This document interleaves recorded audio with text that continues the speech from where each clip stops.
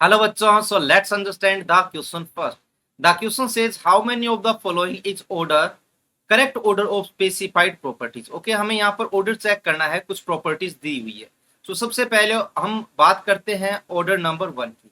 यहाँ पर हमें देखिए नाइट्रोजन फैमिली से रिलेटेड है NPASSB है. ये बीच में कार्बन फैमिली का एलिमेंट आ गया.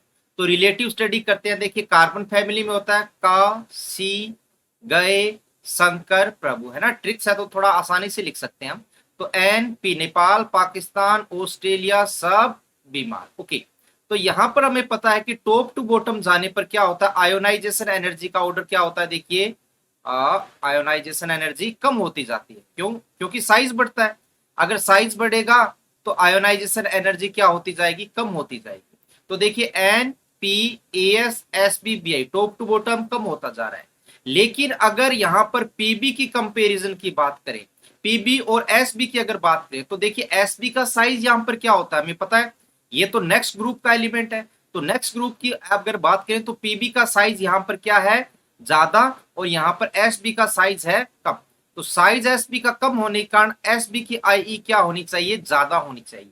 ठीक है, तो पीबी की कंपैरिजन में एसबी की आईई क्या होती है, ज्यादा होती है. एसबी एंड पीबी की कंपैरिजन करें तो हमारे पास ऑर्डर ये होना चाहिए. जबकि यहां पर क्या दे रखा है, पीबी की आयोनाइजेशन एनर्जी क्या दे रखी है, ज्यादा दे रखी है. तो ये ऑर्डर क्या हो जाएगा, गलत हो जाएगा. ठीक है, तो ध्यान रखना है. फर्स्ट ऑर्डर जो है हमारे पास आईई का वो है रॉन्ग. अब इसके बाद करते हैं बात हम आयोन इलेक्ट्रोनेगेटिविटी की. हमें पता है जो इलेक्ट्रोनेगेटिविटी होती है यहाँ पर NPASSB. तो साइज बढ़ रहा है और साइज बढ़ने के साथ आईई क्या होती जाती है, सॉरी इलेक्ट्रोनेगेटिविटी क्या होती जाती है, कम होती जाती है. तो यहाँ पर NPASSB, तो ये ऑर्डर क्या हो जाएगा, करेक्ट हो जाएगा. क्यों? क्योंकि साइज बढ़ने के साथ इलेक्ट्रोनेगेटिविटी क्या होती जाती है, कम होती जाती है.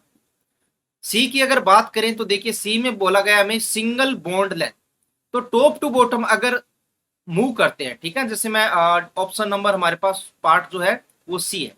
तो हमें पता है कि ग्रुप में नीचे मूव करने पर अगर NN, PP, AS top to bottom move करने पर ग्रुप इंक्रीज होते हैं. ठीक है ना, ग्रुप इंक्रीज हो रहा है जिसे हम कह सकते हैं सेल भी इंक्रीज हो रही है. तो साइज क्या होता है, साइज इंक्रीज होता है, तो बॉन्ड लेंथ भी क्या होगी, इंक्रीज होगी. लेकिन यहाँ पर भी हमें बॉन्ड लेंथ इंक्रीज दे रखी है, तो इसका मतलब क्या हो जाएगा, ये ऑर्डर करेक्ट हो जाएगा. नेक्स्ट अगर डी में बात की जाए तो डी में हमें +3 ऑक्सीडेशन स्टेट की स्टेबिलिटी के बारे में बोला. तो NPASSB है.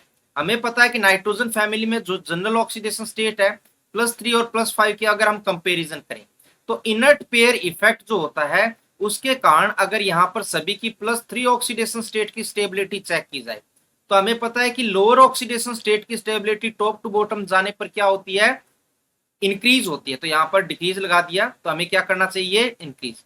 तो टॉप टू बॉटम जाने पर लोअर ऑक्सीडेशन स्टेट की स्टेबिलिटी क्या होती है, इंक्रीज होती है. तो इसका मतलब ये हुआ कि यहाँ पर हमें जो ASSB और BI दिया है ना, AS+3 and SB+3 and BI+3 हमें ऑर्डर दिया गया ये. तो ये क्या हो जाएगा, गलत हो जाएगा. क्यों? क्योंकि लोअर ऑक्सीडेशन स्टेट की स्टेबिलिटी इंक्रीज होती है और हायर ऑक्सीडेशन स्टेट की स्टेबिलिटी डिक्रीज होती है. तो यहां पर इनर्ट पेयर इफेक्ट के कारण ये ऑर्डर हो जाएगा रॉन्ग. अब हम बात करते हैं यहां पर ई में हमें दिया गया है white phosphorus and red phosphorus and black phosphorus. तो अगर इनकी हम रिएक्टिविटी की बात करें तो व्हाइट फॉस्फोरस जो होता है वो सबसे ज्यादा रिएक्टिव होता है.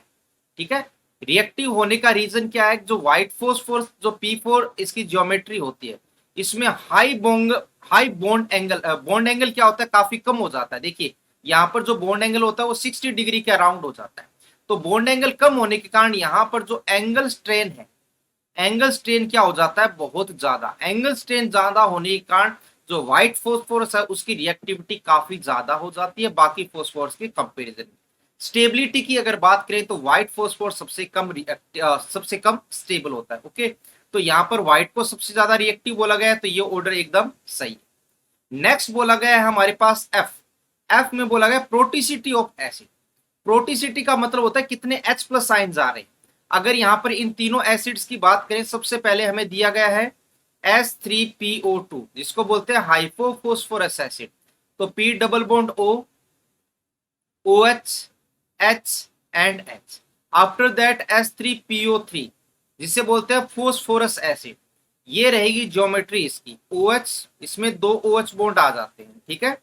लास्ट इज फोस्फोरिक एसिड, ठीक है, जिसको फोस्फोनिक एसिड भी बोला जाता है। तो ये OH, ये OH और ये OH। तो अब हमें बताना है इसके बारे में, इसकी प्रॉपर्टी है यहाँ पर प्रोटिसिटी। तो यहाँ पर देखिए ऑक्सीजन के साथ जो हाइड्रोजन जुड़ता है उसे प्रोटिक हाइड्रोजन बोलते हैं, क्योंकि ये H प्लस आयन की फॉर्म में निकल जाता है। तो यहाँ पर हम देखेंगे तो हमें केवल 1 H प्लस आयन मिलता है, और यहाँ पर अगर देखेंगे तो हमें 2 H प्लस आयन मिल रहे हैं, और यहाँ पर अगर देखेंगे तो हमें कितने H प्लस आयन मिल रहे हैं, 3 H प्लस आयन। तो देखिए जो प्रोटिक हाइड्रोजन है वो इंक्रीज हो रहा है, तो प्रोटिक हाइड्रोजन इंक्रीज हो रहा है तो प्रोटिसिटी क्या होगी, इंक्रीज होगी। इसका मतलब यहाँ पर ये जो ऑर्डर दिया गया है हमें, ये एकदम सही है। नेक्स्ट हमें दिया गया है रिड्यूसिंग पावर। देखिए ये जो रिड्यूसिंग पावर है ये डिपेंड करती है किस पर, रिड्यूसिंग हाइड्रोजन पर। तो जितने ज्यादा रिड्यूसिंग हाइड्रोजन होंगे, ओके, जितने ज्यादा रिड्यूसिंग हाइड्रोजन होंगे उतनी ही रिड्यूसिंग स्ट्रेंथ ज्यादा होगी। रीजन, क्योंकि हमें पता है कि जो हाइड्रोजन किसी स्पीसीज के साथ जुड़ता है तो उसका रिडक्शन हो रहा है, और रिड्यूसिंग पावर क्या होता है, बढ़ता है। तो रिड्यूसिंग हाइड्रोजन कौन से हैं, वो हाइड्रोजन जो डायरेक्ट फोस्फोरस के साथ अटैच्ड होते हैं उन्हें रिड्यूसिंग हाइड्रोजन बोलते हैं, जो ऑक्सीजन के साथ अटैच्ड होते हैं उन्हें प्रोटिक हाइड्रोजन बोलते हैं। तो यहाँ पर 1 and 1 2 रिड्यूसिंग हाइड्रोजन है, यहाँ पर 1 रिड्यूसिंग हाइड्रोजन है, और यहां पर बात करें तो कोई रिड्यूसिंग हाइड्रोजन नहीं है, तो 0 रिड्यूसिंग हाइड्रोजन। तो रिड्यूसिंग पावर क्या हो रही है, यहां पर डिक्रीज होती जा रही है, तो ये ऑर्डर यहां पर गलत हो जाएगा। तो F सही था, E भी सही था, D गलत है, C सही है, और B सही है, और A गलत है। तो इसका मतलब यहां पर टोटल करेक्ट स्टेटमेंट हमारे पास कितने हो गए, 4। So the right answer of this question is 4। So hope you understand the concept well. Best of luck.